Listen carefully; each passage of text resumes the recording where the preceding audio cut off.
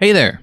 It's been a while since I've done one of these videos where I kind of just lock myself in a room and ramble for a while about fighting games, but I've had some requests to do this kind of thing again because I did one last year. It was a little weird, but I liked it a lot, and some of you guys requested that I do this more too. So here I am, locking myself in a room once again, as if I haven't been locked in a room for a year and a half now.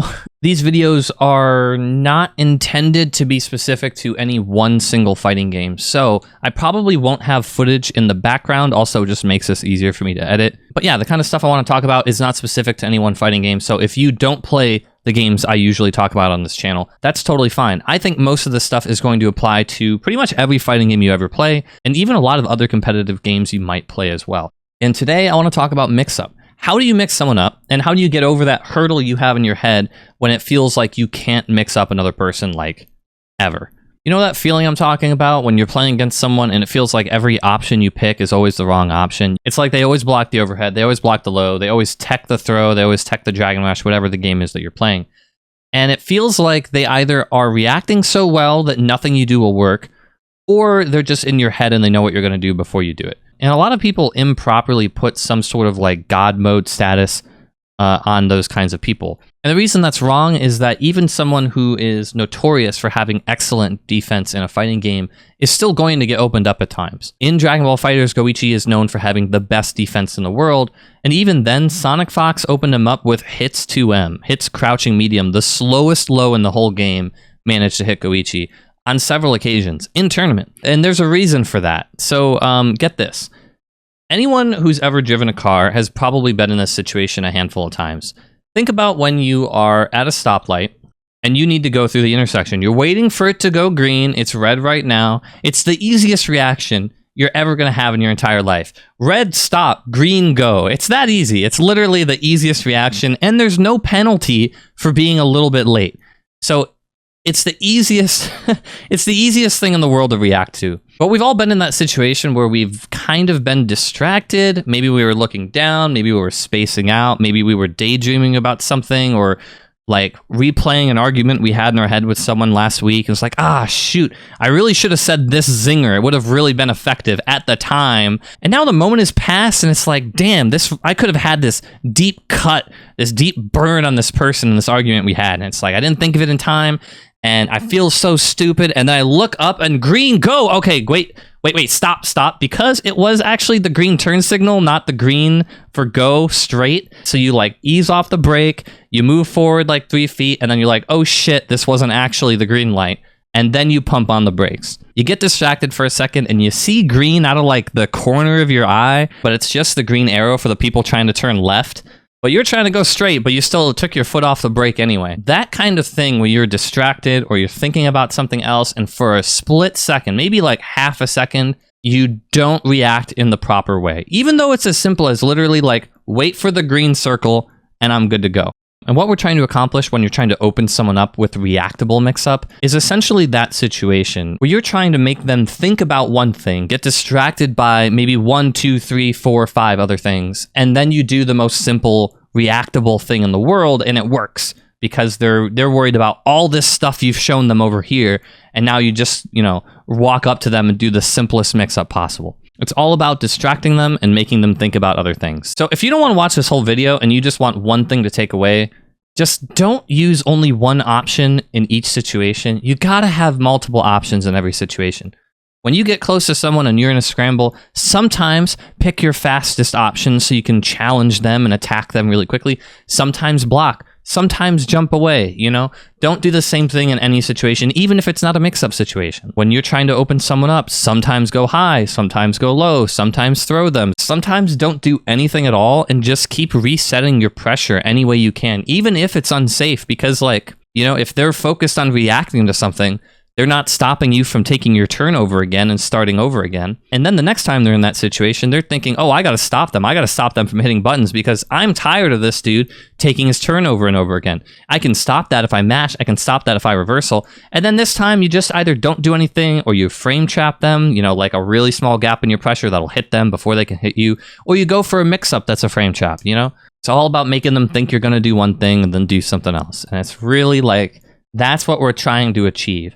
Some people are capable of looking for multiple things at a time, and that means you got to have more than 3 options, more than 4 options. You got to find some way to get them off balance, to get them focused on something else. But I think most players at most levels of fighting games, unless you're at like the top level, most people are only looking for one thing at a time, maybe 2 things at a time. So as long as you don't only use one option in a situation every single time, I think you're going to be fine.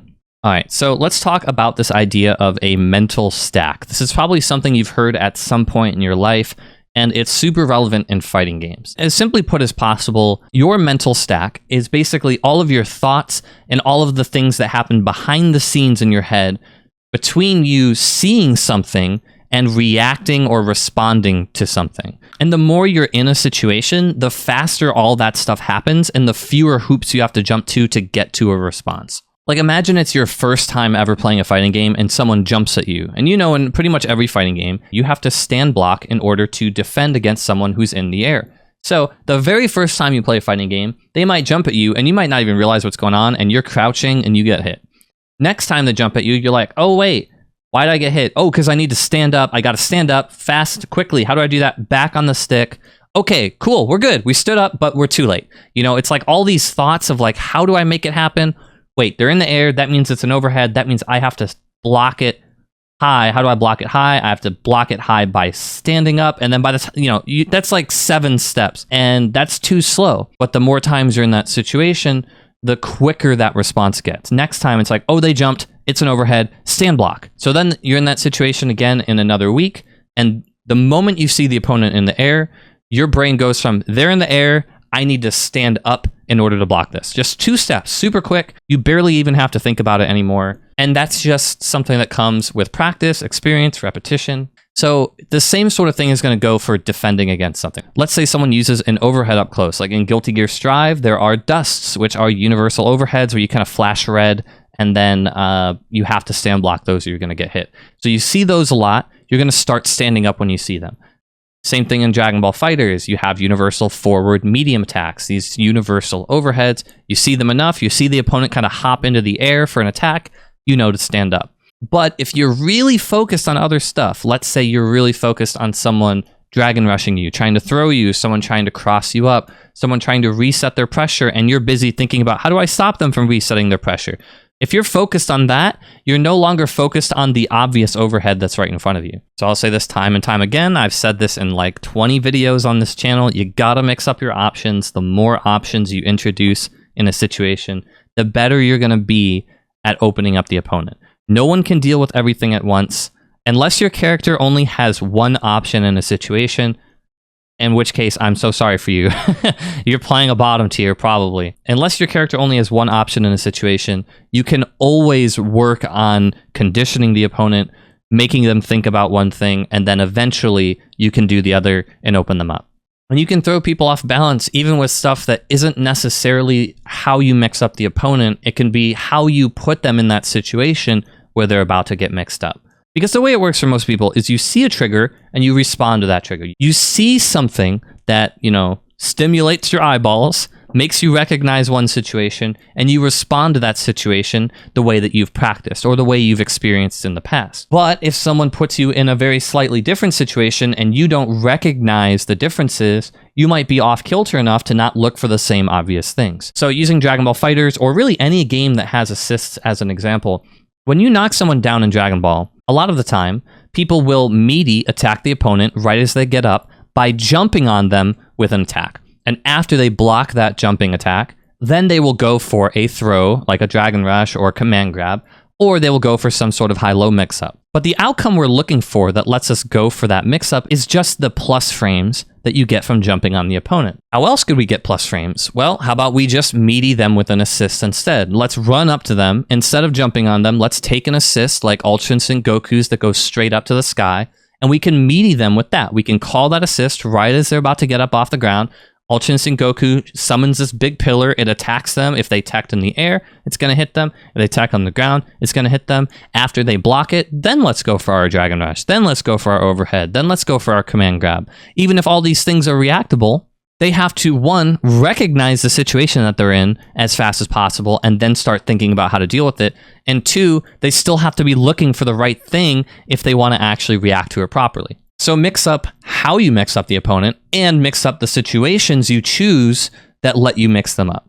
A quick tangent I want to go on that seems relevant to this topic is a lot of people get stuck in their own head assuming that the opponent is always going to do the right thing.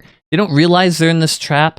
They think it's that they don't have any good options, or they're looking for that one perfect option that always wins. But here's a spoiler.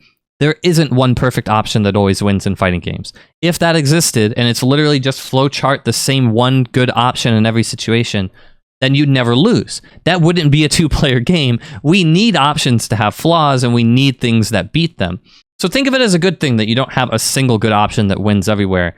But given that fact that there's always something the opponent can do that is the right thing to do, that keeps them safe or gets them out of a situation or punishes you for making the correct choice. Some people get put in this trap where they think if I do X thing, they're going to do Y thing that beats it every time. And if I do A thing, they're going to do B thing that beats it every time. It's like rock, paper, scissors. It's like, well, if I pick rock, they're just going to pick paper. And I'm going to lose. If I pick scissors to beat paper, they're just going to pick rock instead, and I'm going to lose. When you're talking with someone, and you're trying to get advice, or you're trying to improve, or even if you're just venting a little bit, try to avoid this trap, because it really is going to hold you back. Anytime someone talks like this, like, if I do the overhead, they're just going to block it. If I go for a normal meaty attack right as they wake up, they're just going to reversal super me or dragon punch me instead. You don't know what they're going to do, and they don't know what you're going to do. Unless you do the same thing in the same situation every single time, then they could pick up on a habit. But if you make a conscious effort to rotate through a variety of options, then you aren't going to be super predictable. They aren't going to know exactly what you're going to do every time.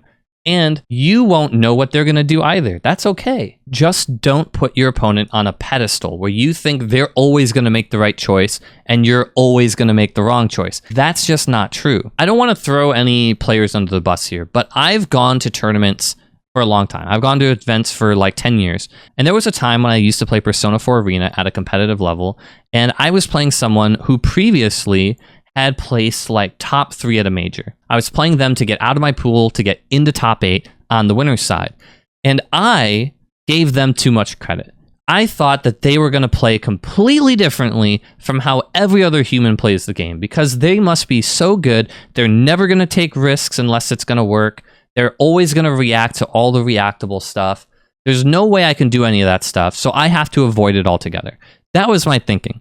And that was so wrong. I essentially played the game like a scared little kid because I was so afraid of this perfect person that I've made up in my mind that is always going to punish me if I ever take a risk, that I never took a risk, I never put myself out there, I never got anything started, and I was never able to get the ball rolling enough to take a round. So I lost 4 rounds straight in a row, and they took tons of risks that they didn't have to take. And if I just played normally like I was playing against anyone else, I probably would have done a lot better. I don't know if I would have won, but I would have felt a lot better about the match afterwards. And this was a lesson I kind of just had to learn early on, and I'm glad I learned it early on, within the first couple of years of me playing fighting games, because I played that person like half a year later at a major again in top 8, and it was a really close match that time, and I actually very narrowly won. And the difference, if I could go back and watch both of those sets side by side, in one of them, I didn't take any good risks, or I gave the opponent too much credit in every situation, and I just didn't play like myself. And in the second case, we both just played like normal people and had a normal match. It just happened to be in top 8 of a tournament. So yes, some people are better at certain things than others. Some people defend really well. Some people are really creative with their offense and are really hard to defend against because you don't know what they're going to do. Everyone has different strengths. We can all work on a bunch of different skills and build up our strengths, build up a wide variety of strengths. But no one is perfect. No one is a god. No one is unbeatable. Even Goichi gets opened up by the slowest mix-up in the game once in a while. Because he's human. He really is. It's amazing. He's a normal person, believe it or not. All right, so anytime you're trying to improve at a situation or really getting down on yourself about an outcome, try not to think about things in a way that's out of your control. How good your opponent is not something you can control. What you can control is what you're thinking about, the options you're choosing, and the reasons why you're choosing those options. Your opponent isn't defending against you perfectly because they're a god. They are just looking for the right things at the right times. And if I'm going to be honest, brutally honest, if a mix-up you're using isn't working every single time, it's always being responded to correctly, the throw is getting teched, the command grab is getting jumped out of, everything you do is wrong, it probably has more to do with you not mixing up your options well than it has to do with the opponent guessing right or reacting perfectly every time.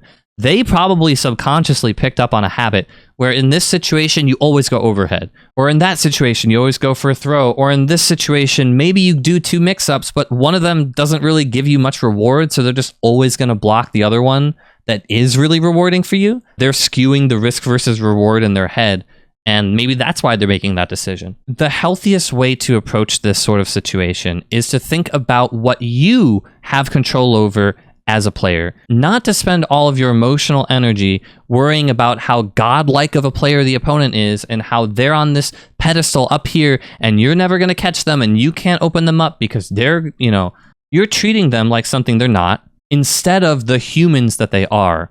And what you should do is just focus on what you have control over. Honestly, this is just life advice. Like, we're all bad at this at times. It's really hard not to think about other people and think about stuff that's out of our control. But think about what's in your control. That's what you can change.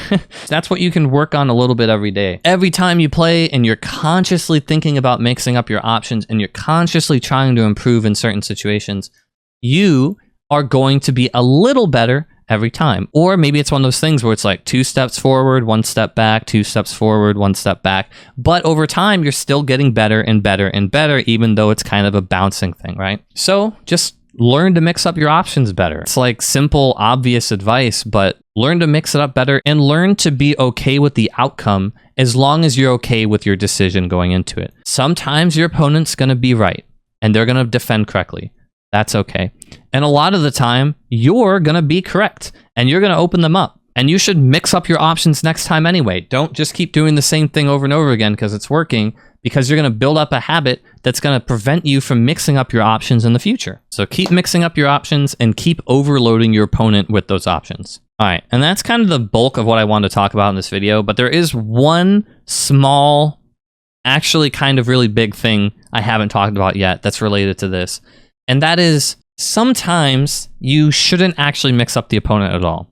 Sometimes you should put an option into your mix-up rotation of options that isn't actually a mix-up at all. And this is because a lot of the time, your opponent might choose, instead of defending against you and trying to react to what you're doing or choose the right option to beat what you're doing, they might try to disrespect you instead. They might mash, they might reflect if you're playing Dragon Ball, they might super you, they might use an invincible reversal. Sometimes you gotta wait and see what they do. Sometimes you just gotta meaty them and frame trap them, so if they attack you, if they try to mash, they're gonna get blown up. How you beat mashing is gonna depend on the game and depend on your character, but typically it's gonna be strong meaties when you attack them right as they wake up and practice that timing so you hit them right as they wake up, or it's gonna be frame traps, which is where you put a really, really tiny gap in your pressure.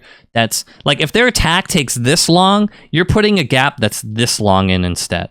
And that way, they don't have enough time for their attack to actually come all the way out because it needs this much time. You're giving them this much.